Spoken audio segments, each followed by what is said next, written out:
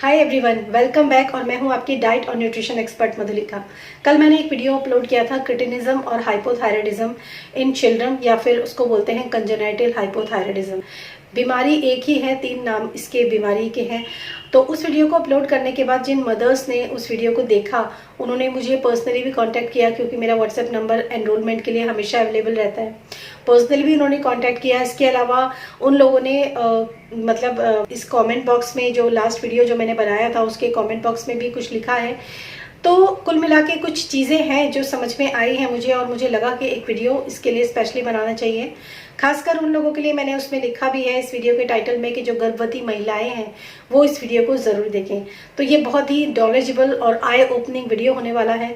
Symptoms cretinism के हर कोई देख सकता है, गूगल पे जाके सर्च कर सकते हैं। पर जो इन्फॉर्मेशन मैं आप लोगों के साथ शेयर करूंगी वो इन्फॉर्मेशन आपको गूगल पे क्या कहीं पर भी नहीं मिलेगी, क्योंकि ये इस वीडियो में मैं आपको कुछ ऐसी चीज़ें बताने वाली हूँ जो कि लेडीज़ प्रेगनेंसी प्लान कर रही हैं, अगर वो लोग इस चीज़ का ध्यान रखते हैं तो।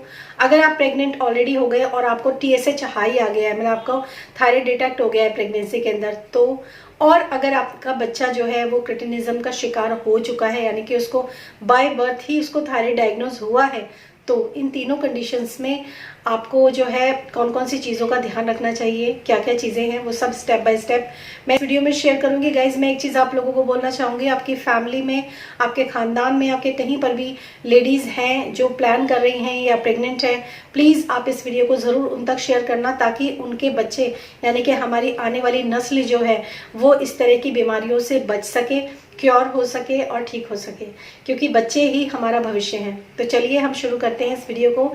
एक पेन और पेपर ज़रूर ले लीजिएगा, क्योंकि इसमें जो रीजंस मैं आप लोगों को बताने वाली हूँ, आप वीडियो सुनेंगे तो भूल जाएंगे, लेकिन अगर लिख लेंगे कहीं तो आप उसको हमेशा याद रखेंगे। तो सबसे पहले मैं बात करती हूँ सिम्टम्स के बारे में। सिम्टम्स के कुछ ऐसे सिम्टम हैं जो कि मिक्सेडिमा यानी कि एडल्ट्स में जब थायराइड होता है तो उसके जो सिम्टम्स होते हैं, उसके अलावा इस क्रिटिनिज्म में कौन कौन से सिम्टम्स होते हैं वो मैं आपको बताऊंगी। तो जो कि दोनों में कॉमन है, यानी कि मिक्सेडिमा और क्रिटिनिज्म दोनों में जो कॉमन है सिम्टम्स, उनके बारे में बात करूंगी। जैसे लो बॉडी टेम्परेचर होना, स्लो मेटाबॉलिज्म होना, या फिर उनका जो है लथार्जिकनेस होना, ओबेसिटी बढ़ जाना, और इस तरह के जो भी सिम्टम्स हैं वो सारे के सारे देखने के लिए मिलते हैं एक क्रिटिनिज्म के पेशेंट के अंदर, यानी कि छोटे बच्चों में। लेकिन उसके अलावा कुछ ऐसे सिम्टम्स होते हैं जो अलग होते हैं, जैसे कि बच्चों में उनका जो पूरा बॉडी जो मेंटल मतलब डेवलपमेंट है उनका वो नहीं हो पाता, फिजिकल डेवलपमेंट नहीं हो पाता उनका। और अगर हम उनके नर्वस सिस्टम की बात करें तो वो भी कहीं ना कहीं उसमें भी डेवलपमेंट प्रॉपर नहीं हो पाता है। और इसके अलावा जो बच्चे क्रिटिनिज्म के शिकार होते हैं उनके जो उनके जो ऑर्गन्स होते हैं जो प्रॉपर डेवलप होने चाहिए वो भी डेवलप नहीं हो पाते हैं। तो ऐसे बहुत सारी चीज़ें हो जाती हैं बच्चों के साथ जो कि बहुत प्रॉब्लम देती हैं आगे जाकर। तो डॉक्टर्स, मैंने उस वीडियो में भी बताया था कि डॉक्टर्स जो हैं वो डोजेस स्टार्ट कर देते हैं। एक चैनल से या पता नहीं कहाँ से मुझे कमेंट आया था, इसी लास्ट वीडियो के कमेंट सेक्शन में है वो। उन्होंने लिखा कि मेरा फूड फिटनेस साबिया कुछ ऐसे करके है, आप लोग जाके देखना। तो उसमें लिखा है कि मेरी बेटी थी, छोटी थी, मतलब बाय बर्थ उसको थायराइड डायग्नोज हुआ, और मैंने उसको कोई मेडिसिन नहीं दिया, मतलब ओरल मेडिसिन नहीं दिया उसको हार्मोन्स की, और मैंने सिर्फ उसको अपना ब्रेस्ट फीड ही करवाया। उसके बाद उसका जो था उसका जो TSH था वो नॉर्मल रेंज के अंदर आ गया। तो ये बहुत अच्छी बात है, लेकिन हमेशा ही ऐसा हो जाए ये तो एक बहुत बड़ा रिस्क भी कह सकती हूँ मैं इसको। बाई चांस अगर आपके ब्रेस्ट मिल्क से वो बच्चा पूरी तरीके से डेवलप नहीं हो पाता, उसके बाद उसके साथ कितना वो होल लाइफ कितना सफ़र करता वो बच्चा, इसके बारे में तो आप अंदाज़ा भी नहीं लगा सकते। क्योंकि उसको बच्चे को मेंटल रिटार्डेशन हो जाना, या डायफ्राम जिसमें कि बच्चों का पूरा बॉडी ही स्ट्रक्चर नहीं बढ़ नहीं पाता है, उसके अलावा दुनिया भर की तमाम समस्याएं जब आगे जाके होती तो फिर वो एक रिवर्स करना, क्योंकि कहते हैं कि अगर आप क्रिटिनिज्म के पेशेंट हैं, बच्चे हैं, तो अगर वो शुरू में ही डिटेक्ट हो जाए तो उसको रिवर्स करना इजी होता है। लेकिन अगर वो बहुत लंबे समय तक चला जाए तो थोड़ा सा कॉम्प्लिकेशंस आते हैं। लेकिन यहाँ पर मैं एक चीज़ और आपको बोलूँगी कि अगर आपका बच्चा थायराइड पेशेंट है और उसकी ग्रोथ जो है वो प्रॉपर हुई है, यानी कि लड़कियों में प्यूबर्टी जो है वो सही टाइम पे हिट हुई है और लड़कों के अंदर फेशियल हेयर्स आना, उनके हार्मोन्स चेंज आना, उनका वोकल कॉर्ड जो है वो पूरा डेवलप होना, ये सब कुछ सही चल रहा है तो कोई प्रॉब्लम नहीं है। तो इस वीडियो में का जो फर्स्ट पार्ट है वो आप जरूर देखना, उसमें बहुत सारी नॉलेज है, लेकिन इस वीडियो में मैं आपको 3 स्टेप्स जो है वो आप लोगों के साथ शेयर करूंगी। वो रीजंस हैं, अगर वो सॉल्यूशन भी हैं, अगर वो रीज़न है तो वो सोल्यूशन भी है, क्योंकि जब हमें किसी चीज़ का एक रास्ता मिल जाता है तो आगे जाके वो समस्या नहीं होती।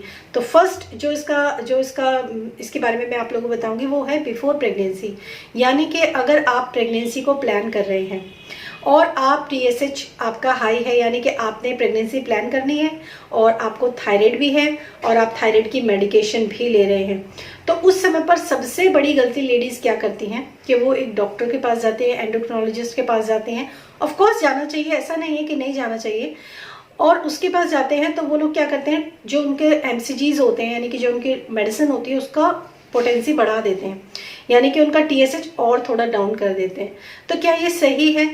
ये एक आपके हार्मोन्स जो है वो ओवर निकलने लग जाते हैं, ठीक है, बहुत अच्छी बात है। आपका बेबी होगा उसको भी प्रॉपर जो है हार्मोन्स मिलेंगे, क्योंकि माँ से ही बच्चों को हार्मोन्स, लिपिड हार्मोन्स माँ से ही जाते हैं। लेकिन अगर आप एक TSH हाई वाली पेशेंट है, आपको थायराइड पेशेंट है, तो आपको एंडोक्रिनोलॉजिस्ट के साथ साथ आपको एक डाइटिशियन से भी कंसल्ट करना चाहिए। मतलब कहने का ये, उसको नेचुरली ट्रीट करना चाहिए। अगर आप एक न्यूट्रिएंट डेफिशिएंट हैं, किसी न्यूट्रिशन आपका कम है, किसी विटामिन से मिनरल्स की डिफिशियंसी है, स्पेशली अगर आयोडीन की डेफिशिएंसी है आपकी बॉडी के अंदर, तो उस समय पर उस डेफिशिएंसी को फुलफिल करके नेचुरल तरीके से अपने TSH को रिड्यूस करने की कोशिश करनी चाहिए। और कई बार तो ऐसा भी देखा जाता है कि अगर आप नेचुरली अपने थायराइड को रिवर्स करने की कोशिश करते हैं तो आपका TSH बिल्कुल नॉर्मल रेंज में आ जाता है। जैसे मेरे पास अभी एक कर्नाटक से एक पेशेंट है, हालांकि वो मेल है, उनको 11 उनका TSH आया, 11। तो उन्होंने मुझसे कांटेक्ट किया, तो उनको मैंने एक मतलब वीकली जो है डाइट प्लस देती हूँ मैं मंथ में, तो उनको फर्स्ट मंथ में उन्होंने मतलब पहले टेस्ट करवाया होगा फर्स्ट मंथ, उन्होंने 5 दिन मेडिसिन लिया। मैंने कहा आप छोड़ दो, मेडिसिन मत लो इसकी। उन्होंने एक ही हफ्ते के अंदर मतलब उन्होंने डाइट लिया और टीज जो बहुत इंपॉर्टेंट रोल प्ले करती हैं वो टीज वगैरह दिया उनको थायराइड के लिए। थायराइड टी एक मेरे चैनल पर भी आप जाकर देख सकते हैं, तो वो दिया। उसके बाद क्या हुआ, उनका जो TSH था वो 3 आ गया, मतलब एक ही हफ्ते में विदिन 3 नंबर पे आ गया। तो ये बहुत शॉकिंग था। फिर वो मेरे साथ कंटिन्यू है अभी भी, लेकिन मतलब इस तरीके से डाइट जो है मैजिकली वर्क करती है। किसी किसी के साथ तो बहुत लंबे समय तक टाइम लगता है, लेकिन किसी के साथ 2 या 3 महीने में बहुत अच्छे रिजल्ट्स देखने के लिए मिलते हैं। तो अगर आप एक थायराइड पेशेंट हैं, आप बेबी प्लान कर रहे हैं, तो सिर्फ दवाइयों को नहीं, आप अपने डाइट और एक डाइटिशियन से कंसल्ट कीजिए, उससे प्रॉपर डाइट प्लान्स लीजिए। अपने अंदर की जो विटामिन और मिनरल्स की डेफिशिएंसीज है उसको एक प्लांट बेस्ड सप्लीमेंट से फुलफिल कीजिए। एक हेल्दी लाइफस्टाइल और हेल्दी डाइट को फॉलो करेंगे तो आपका TSH जो है वो रिड्यूस तो होगा ही, न सिर्फ जब आप प्रेग्नेंट होंगे तो आपके बच्चे को भी एक अच्छा न्यूट्रिशन प्रोवाइड होगा।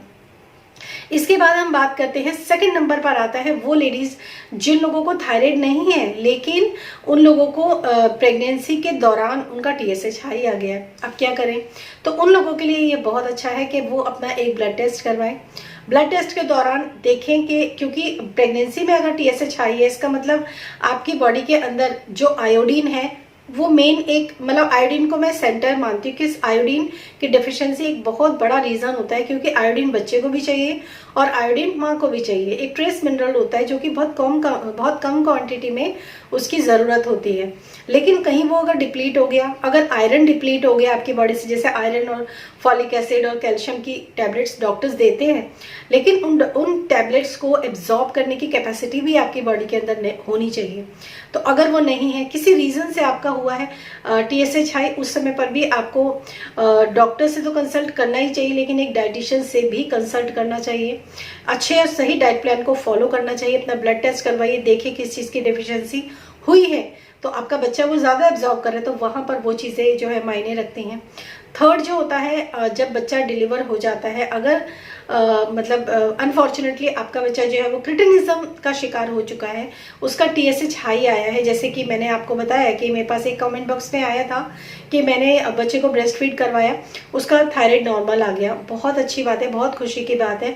लेकिन उस समय पर आपको बच्चे को कम से कम ये देखना चाहिए कि थायराइड के अलावा जो और पैरामीटर्स हैं बच्चे के, वो क्या कहते हैं। Iodine deficiency, iron deficiency, calcium, parathyroid activity, auto immune, या फिर ग्लैंड में कोई प्रॉब्लम तो नहीं है। तो इन सब चीज़ों को पहले कंसिडर कीजिए, उसके बाद, क्योंकि बच्चों को आप डाइट प्लान्स तो दे नहीं सकते हो, ठीक है ना, कम से कम उनके जो बच्चों की जो ओरल डोजेज होते हैं वो तो, जैसे डॉक्टर अक्सर अब तो करने लगे हैं कि थायराइड अगर बच्चे को डायग्नोज हुआ है तो उसको बच्चों वाला जो विटामिन डी होता है वो देने लग जाते हैं, और विच इज़ गुड, मतलब देने लग जाते तो अच्छी बात है।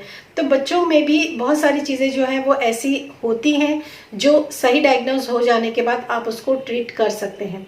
मदर मिल्क जो होता है, ब्रेस्ट मिल्क जो होता है, वो बहुत इंपॉर्टेंट रोल प्ले करता है।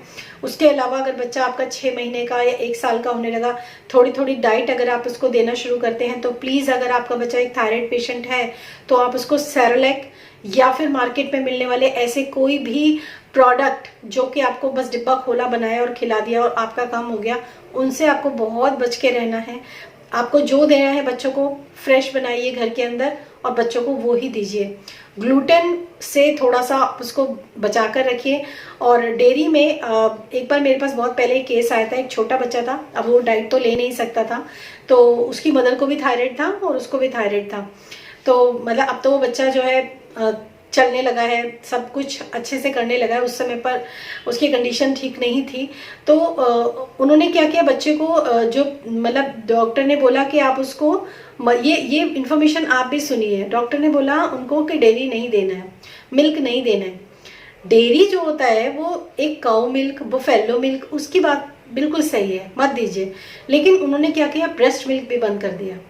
मतलब जो बच्चे के लिए अमृत होता है, जो बच्चे की दवा होती है, जो बच्चे के बढ़ने में बहुत हेल्प करता है, वो चीज़ उन्होंने दी। तो उन्होंने जब वो मेरे कहने से स्टार्ट किया ब्रेस्ट मिल्क, और उसके अलावा जो लैक्टोज फ्री जो डिब्बा आता है ना, लैक्टोज फ्री का डिब्बे आपको देखे होंगे मार्केट में, हो सकता है कल को ये मेरा वीडियो यूट्यूब से ही हटा दिया जाए क्योंकि मैं इसमें ऐसी बातें कर रही हूँ। तो वो जो लैक्टोज फ्री जो मिल्क है ना, वो उन्होंने बच्चे को देना शुरू कर दिया। तो उस बच्चे की थोड़ी और तबीयत खराब हुई, मुझे डाउट हुआ, मैंने बोला कि जो भी इसके ऊपर लिखा हुआ है ना इंग्रेडिएंट्स और ये वो सब ना, आप मुझे उसका क्लिक करके भेजिए। उन्होंने भेजा, उसके अंदर सोया प्रोटीन जो है वो लिखा हुआ था। सोया प्रोटीन, अगर एक थायराइड पेशेंट सोया प्रोटीन लेगा तो उसके लिए तो वो और ज़्यादा हार्म करेगा। तो इस तरीके से आपको अपने लॉजिकल माइंड का इस्तेमाल करना है। अगर आप बच्चे को मिल्क देना चाहते हैं, अगर डेयरी बंद है, ब्रेस्ट मिल्क बिल्कुल दीजिए। उसके अलावा आप बच्चे को आलमंड मिल्क दे सकते हैं। 2 से 3 बादाम ही भिगाइए, ज़्यादा मत भिगाइए। 2 से 3 बादाम भिगाइए, उसको छीलकर उसको पत्थर पर घिसिए, ना कि मिक्सी में चलाइए। छोटे बच्चे होते हैं तो उनको पत्थर पर घिस कर दिया जाता है, फिर उसको उतारा जाता है पेस्ट को, उसमें थोड़ा पानी मिलाया जाता है और उसके बाद उसको चम्मच से पिलाइए। ऐसी बहुत सारी रेमेडीज़ हैं, ऐसी बहुत सारी चीज़ें हैं, आप अपने बच्चे को ठीक कर सकते हैं। प्रॉपर उसका ट्रीटमेंट आप घर में कर सकते हैं with the help of diet. और अपने ब्रेन को ओपन रखिए, आजकल ये सब चीज़ें बहुत मायने रखती हैं। तो आई होप ये इन्फॉर्मेशन मेरी उन सारी बहनों को अच्छी लगी होगी जिन लोगों ने मुझे पर्सनली मैसेज किया है, जिन लोगों ने कमेंट बॉक्स में लिखा है। और आपसे मैं एक ही चीज़ जो है विनती करूँगी गाइस के, चाहे आप इस वीडियो को लाइक कीजिए या ना कीजिए, डिसलाइक मार दीजिए, लेकिन कम से कम अपनी फैमिली में जो लेडीज़ हैं, जो मतलब बच्चा पैदा करना चाहती हैं या प्रेग्नेंट है, या उन सबको ये वीडियो शेयर कीजिए, ताकि उनके आने वाले बच्चे के जो 5 साल है ना, वो इतने अच्छे हों कि उनको इस तरह की कोई भी समस्या कभी ना आए। Thank you so much and thanks for watching this video. और thank you so much God, आपने इतनी अच्छी इन्फॉर्मेशन अब मेरे द्वारा आप लोगों तक पहुंचाई है। ये इन्फॉर्मेशन आपको कहीं गूगल पे नहीं मिलेगी, कहीं इंटरनेट पे नहीं मिलेगी ये इन्फॉर्मेशन आती है एक्सपीरियंस के साथ। Thank you so much, bye bye.